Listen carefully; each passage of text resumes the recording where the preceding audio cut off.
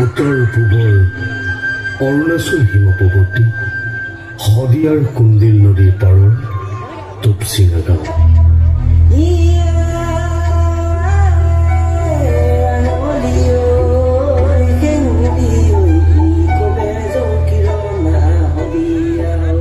এই গাঁৱৰে সুসন্তান ৰাজীৱ শদিয়া।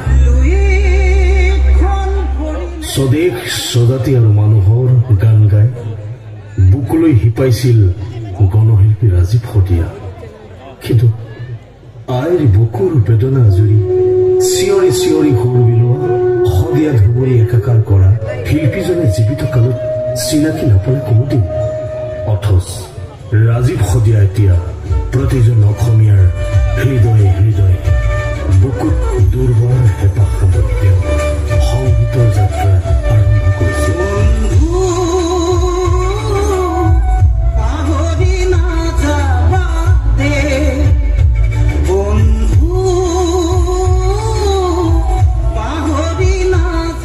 নিৰ্ভীক আৰু সৰল মনটোৱে নিৰবিচ্ছিন্নতাৰে গাইছিল মানুহৰ গান।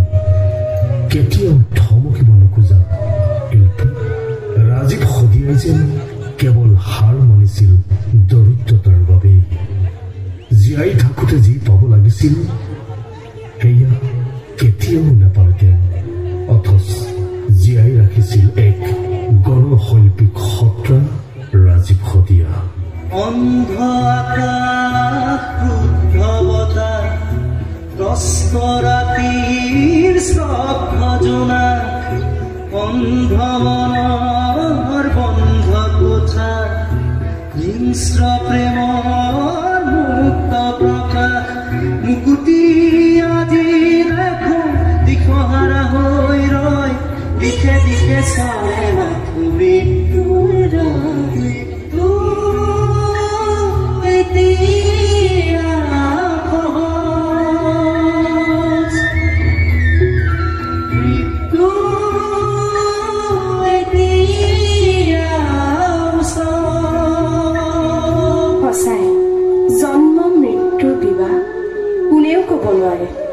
প্ৰয়াত গণশিল্পী ৰাজীৱ শদিয়া ককাইদেউলৈ একাজলি শ্ৰদ্ধাঞ্জলি জনাই আহক আমাৰ অনুষ্ঠানটি আৰম্ভ কৰিছোঁ।